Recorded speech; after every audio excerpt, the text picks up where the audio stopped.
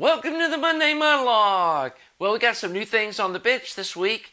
We've got a MusicShare X7.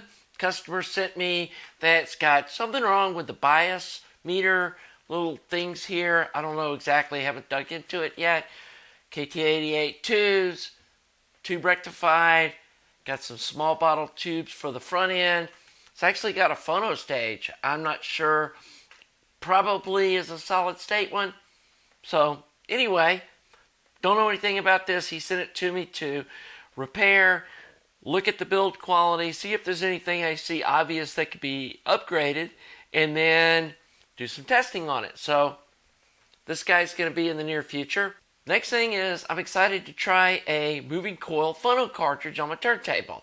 I've got an AT OC9 MXL.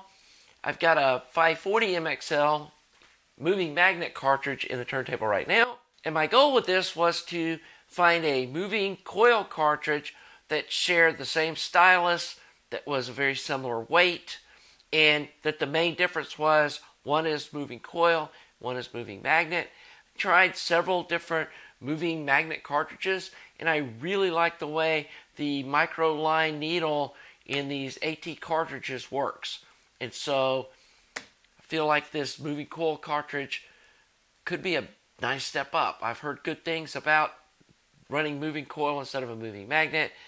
I got a Ned Clayton step-up transformer kit with some Cinemag transformers.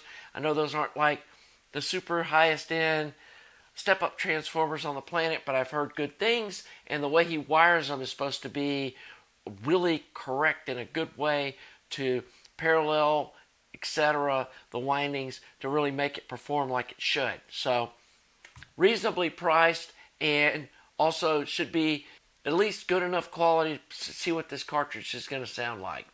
Some of you know I don't have a super high-end turntable. I got an old Technics, I think it's a BL2 belt drive, semi-automatic, just run-of-the-mill Technics turntable. But it served me well.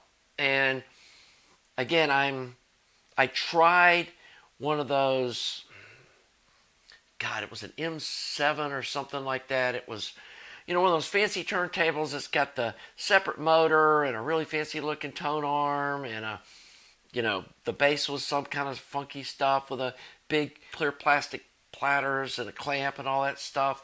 And I thought the Technics turntable sounded better.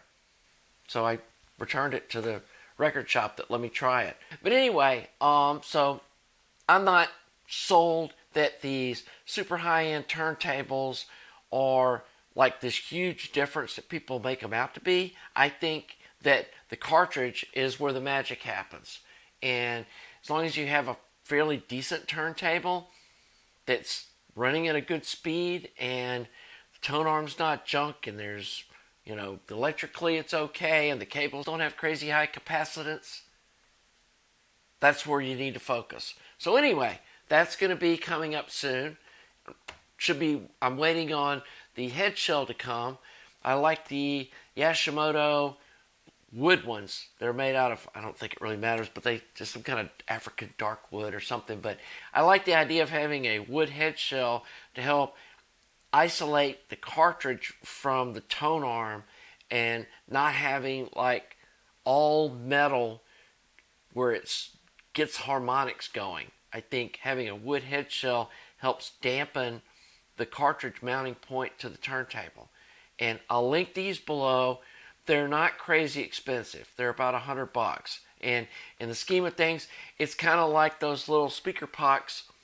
You're going, yeah, that's a lot of money for just that little thing. But, when you're spending thousands of dollars on other stuff or spending hundreds of dollars on a power cord that does absolutely nothing, spending $100 on a nice head shell for your turntable isn't crazy. And down here on the end, we got our 6LU8. It's coming right along. Physically, this is what it's going to look like. You can see it's a nice small footprint amp. I'm hoping to get at least 4 watts out of this thing. And it's single-ended. That should be a really sweet sounding point to be at. Be, shy of a EL34, but it should be, about the same as an EL84 kind of amplifier. and maybe even a little more than that. So this is coming right along. There'll be some videos uploaded pretty soon.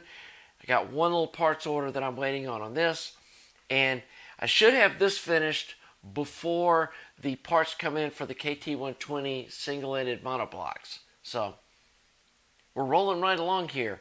We finished the Leaf Audio preamp. It's gone back to its owner. Got some other preamps and phono stages and stuff coming in. We're going to be doing a big phono stage shootout here before long. So cool stuff headed in the future. So my rant for the week is I've seen discussions on this R8 stereo.net forum that I have been putting my R8 info out on that. I know there's other forums where R8 people hang out, but this is the one I've been focusing on. But the question came up, like, where do you stop on modifying one of these China or even made in USA amplifiers that's bought as a commercial product? Like, what's the threshold of, like, you shouldn't spend more than XYZ on this, because at that point you're paying $1,400 for a chassis and a power supply and some tag strips.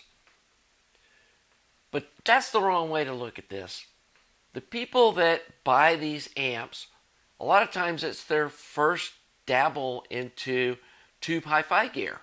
And like most of us, we get hooked and we're like, wow, this stuff sounds great, but maybe I can make it sound even better.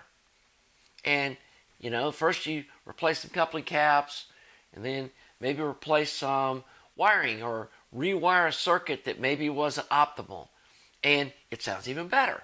And then you go, hey, that was great. Maybe we should put some higher end filtering capacitors in, and maybe these connectors are cheap and we should upgrade them, and maybe a better volume control, and maybe some better output transformers, because that's now the weak link in the build. And, you know, it would be easy to say, you've spent $1,000 on a $1,400 amplifier. Why didn't you just buy a higher end one to start with? Well, for one thing, they may not have had that money at the time. Secondly, they probably didn't know they were even going to like tube amplifiers. And that's a big leap to go spend $3,000 on something you've never heard. And given that there's very few hi-fi shops that have tube amplifiers lined up for you to listen to, you basically have to order these things or buy them and then listen to them yourself and see what they sound like. And so I get that. And then a lot of people don't have the skills to just jump in and scratch build a tube amplifier like one of my 300B amps. And maybe they know how to solder and stuff, and they're wanting to learn more about this. And using a platform like this to learn the electronics on makes a lot of sense. And then at the end of the day, if you start off with a $1,400 amp, you put $1,000 worth of parts in it, replacing transformers and everything, you really do end up with a $3,000 amplifier. And I don't think it's wasted money. So that's kind of my feeling on doing these mods.